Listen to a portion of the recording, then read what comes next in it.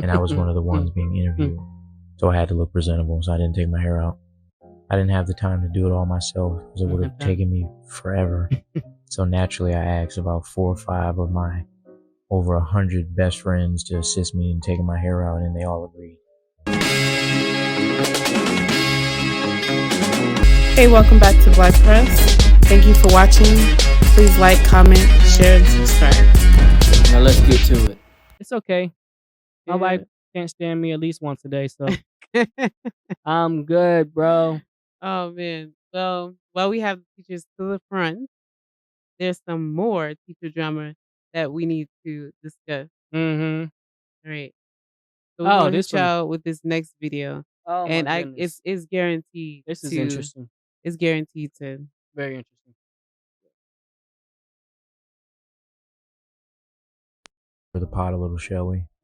Last Friday, 10 minutes before dismissal time, I decided to live stream my students helping me take my hair out.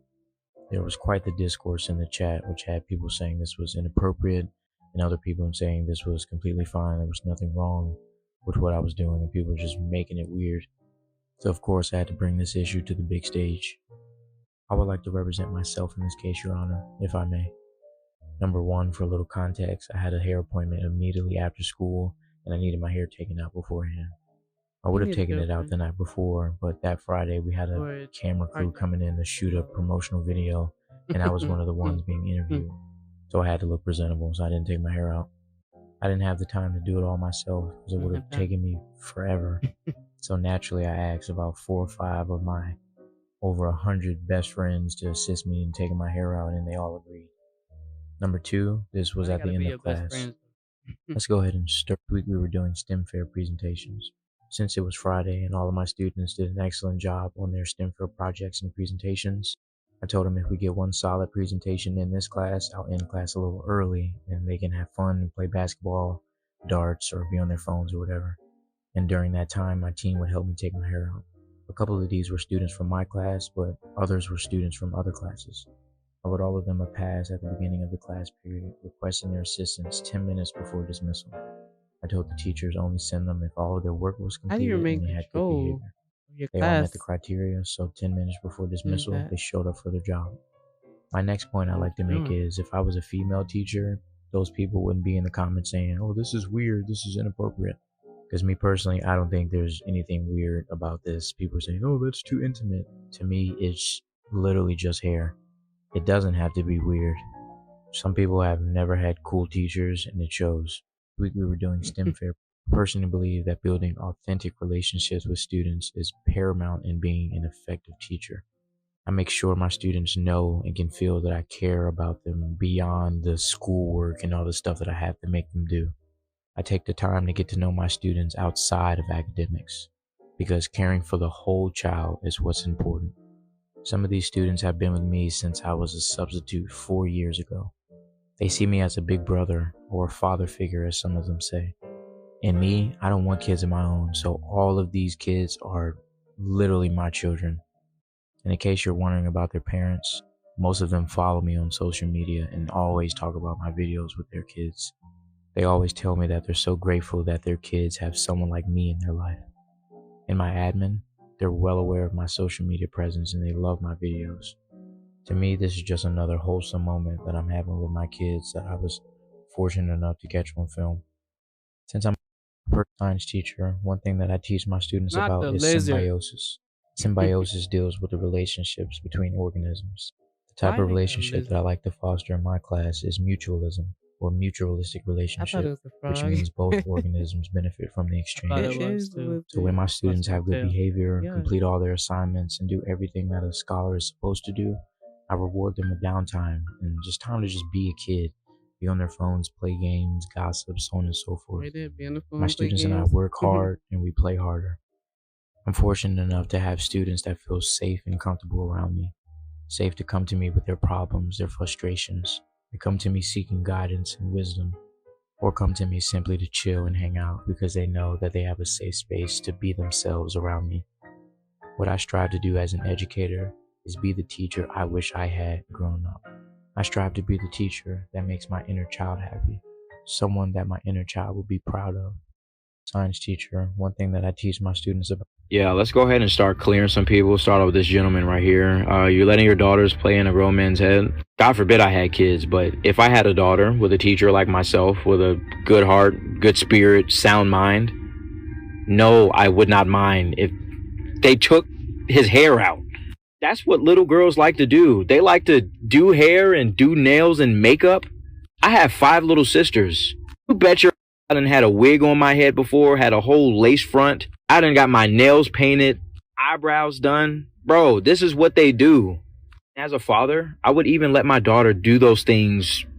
Like if she wanted to paint my nails pink or freaking put a wig on me or do my hair or put makeup on me, I'm going to do every single one of those things. You know why? Because I'm secure in my masculinity. That's one thing that I think is stumping a lot of guys, a lot of grown men today, is they are not secure with themselves and they project their own insecurities onto others. You said a mouthful. With my headphone falling back. Yeah, he said a mouthful. So we got 2 girls.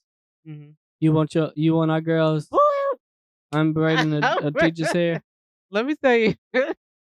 Let me tell you. See, some of this stuff it can't apply to me because if I see a video like that, I'll be like, I'm gonna put my shoes on. I'm gonna be up at that school.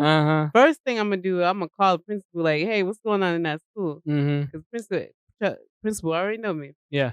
Call the principal, what's going on in that school? I'm gonna be up there. Even if the school's over, I'm gonna be up there early morning the next day, and we're gonna get to the bottom of it. And I'm gonna kill that at the end.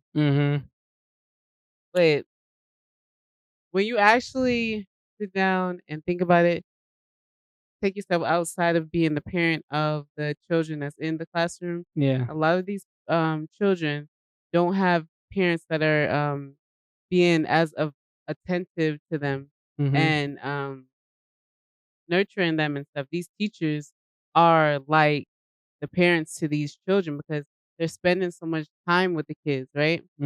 Like day in and day out. Sometimes the kids go home, parents is not there until later on in the night, and then they only see them for like maybe like a couple hours, and then that's it. But with that being said, these children are developing relationships with their teachers, not only as mentors, but kind of as like the children of the teacher. And unfortunately, it leads into things like this. Now, him as a teacher and as an adult, he should know not to cross the lines and when to say, okay, this isn't within the scope of me teaching, so we can't really do this because you can't, as a teacher, drop a child home. So Yeah. that shouldn't be allowed either, at all. Yeah. That's very close. That's very personal. You have to look how close she's standing to him. Like, and she's a child that's developed.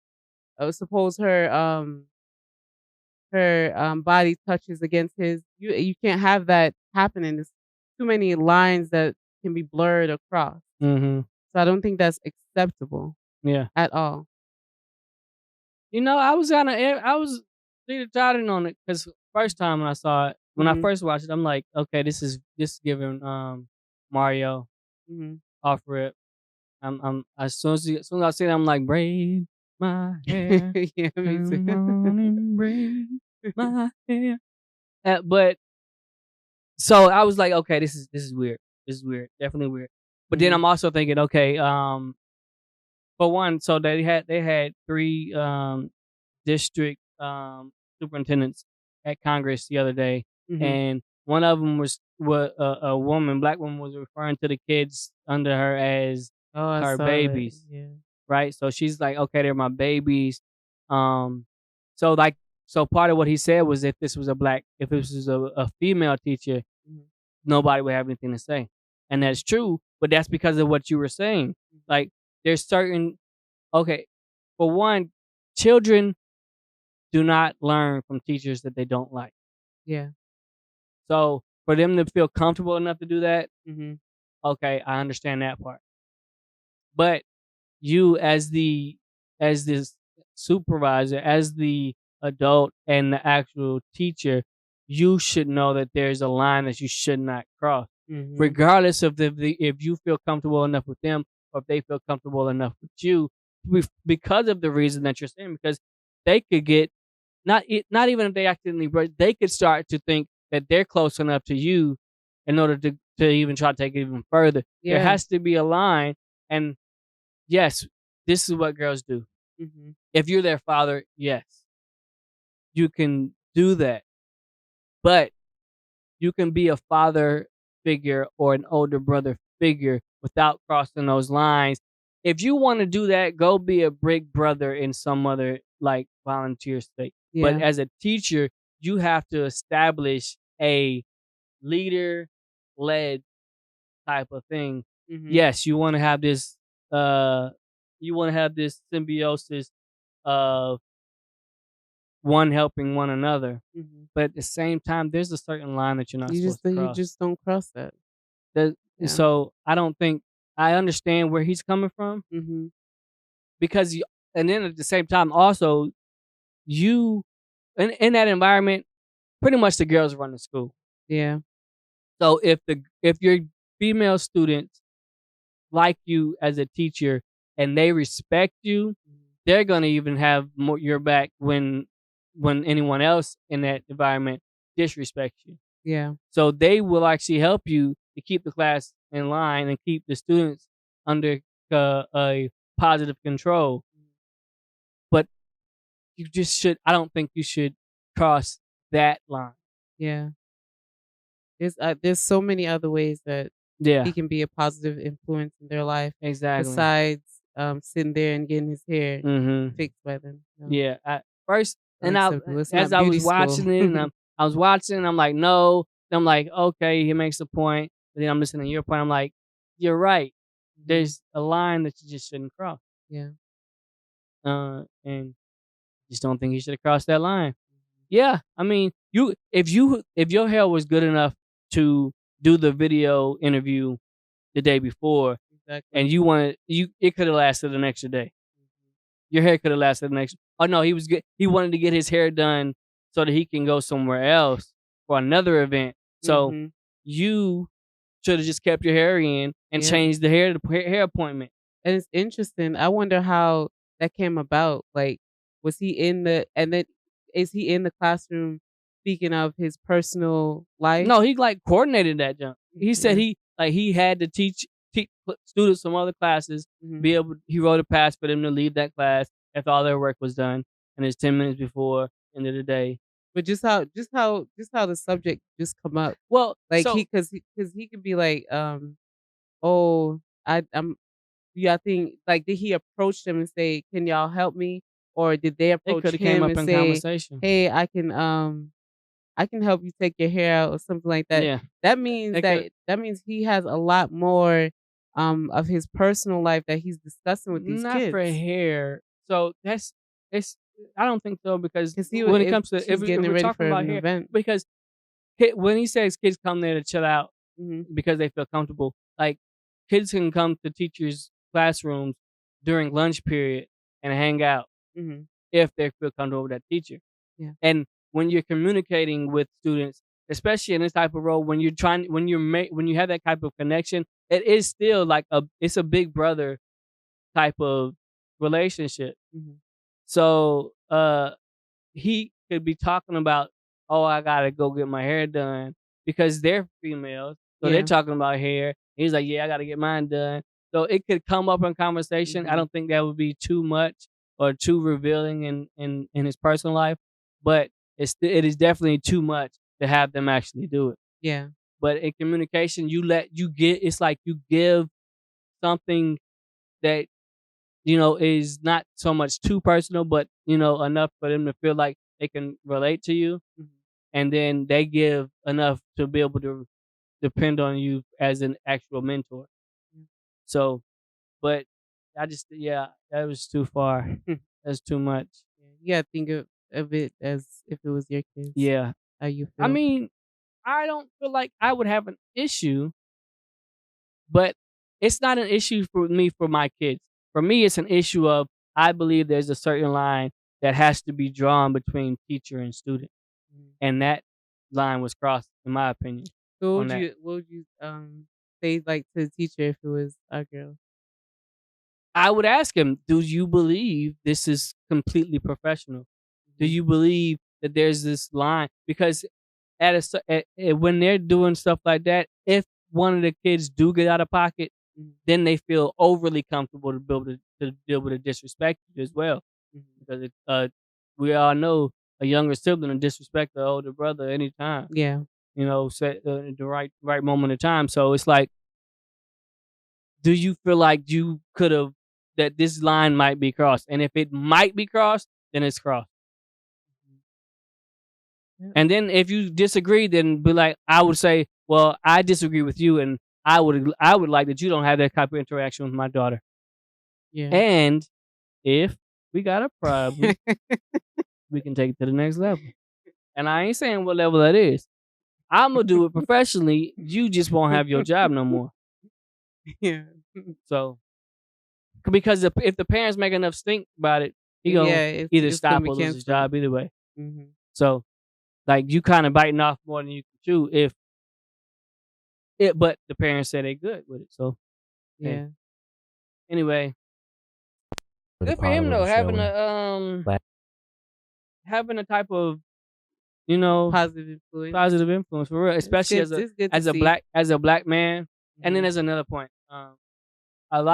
When we have 75% of our children of our households being led by single mothers, a lot of children don't have that type of relationship with an older man that they can actually trust, and that they can trust, and who don't want nothing for them but the best for them. So that's tough. But I just feel like there's a line. Well, what do you think? What do you think? So let us know. Put it in the comments. Like, share, subscribe. I know the real. For sure. Let us know what you think. What do you think? Is he crossing the line? Is it too far, or are people just overreacting? Put in the comments. Let us know. Please like, comment, share, and subscribe.